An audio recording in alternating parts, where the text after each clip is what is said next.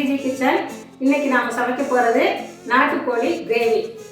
அதுக்கு தேவையான இன்க்ரீடியன்ஸ் எல்லாம் எடுத்து வச்சுருக்கோம். செஞ்சு முடிச்சிருவோம். இப்போ பார்க்கலாம் வாங்க. சின்ன வெங்காயம் ஒரு 30 சின்ன வெங்காயம் கிட்ட எடுத்துருக்கேன். 30-35 இருக்கும். பச்சை மிளகாய் 2, இஞ்சி சிறிய துண்டு, பூண்டு ஒரு 30-40 இருக்கும். சின்ன சின்ன பல்லு பெரிய பல்லு கலந்ததாக இருக்குது. தேவையான அளவு போட்டுக்கோங்க. சோம்பு 2 ஸ்பூனு,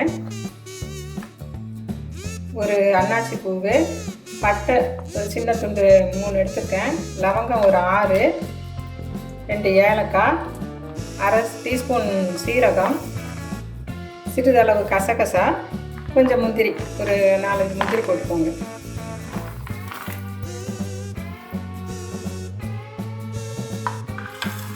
இது கூடவே இந்த கொத்தமல்லியை அரைக்கணும். இதை முதல்ல அரைச்சிக்குவோம். பச்சையாகவே அரைக்கணும்.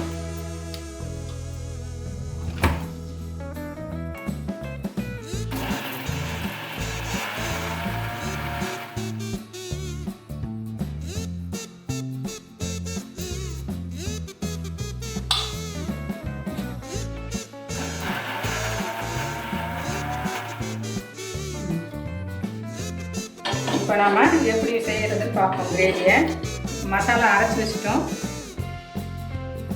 முதல்ல கொஞ்சம் ஆயில் ஊற்றிக்கலாம். பிரியாணி இலை ஒரு சின்ன 2 இலை எடுத்து வச்சுருக்கேன்.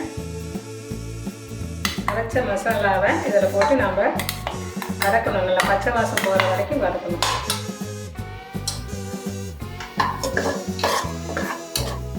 வாசம் கொஞ்சம் போயிடுச்சு. இப்போ நம்ம வந்து சிக்கன் அதில் போடலாம். அரை கிலோ சிக்கன் எடுத்துருக்கோம். அதுக்கு தகுந்த இதுதான் நான் இப்போ சொல்லியிருக்கிறேன். உங்களுக்கு தேவையான அளவு பண்ணிக்கோங்க. கொஞ்சம் மஞ்சள்தூள் போட்டுக்கோங்க. இதில் ஒரு 5 நிமிஷம் சிம்மில் வச்சு மூடி போட்டுவிடுவோம். 5 நிமிஷம் ஆயிடுச்சு. இப்போ பார்க்கலாம்.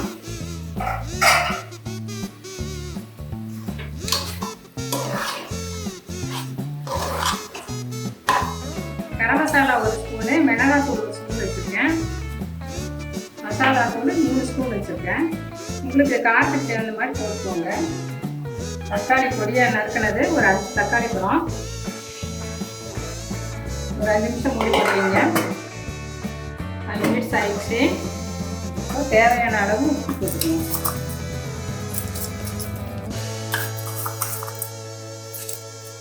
அளவாக தேவையான அளவுக்கு தண்ணி ஊற்றி, கிரேவிக்கு நிறைய தண்ணி தேவையில்லை. அது வேகிற அளவுக்கு நம்ம தண்ணி ஊற்றினா போதும்.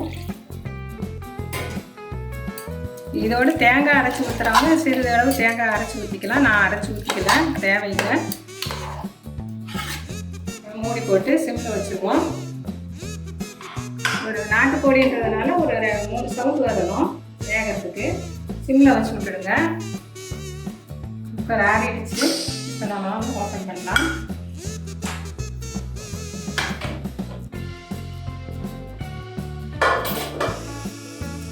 ஸ்டவ் பற்ற வச்சுக்குவோம். இது கூட நம்ம இப்போ பெப்பர் சேர்த்துக்கணும். கிரேவி வந்து இன்னும் கொஞ்சம் நமக்கு கெட்டியாக வரணும். அதனால் ஒரு 2 ஸ்பூன் விட்டு கொஞ்சம் டைம் எடுத்துக்கலாம். அது வத்தட்டும். கெட்டி ஆயிடுச்சு. இப்போ புதினா இலையை தூங்கணும்.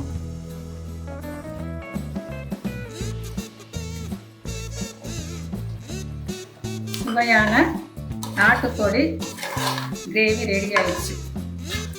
வாங்க சாப்பிடலாம்.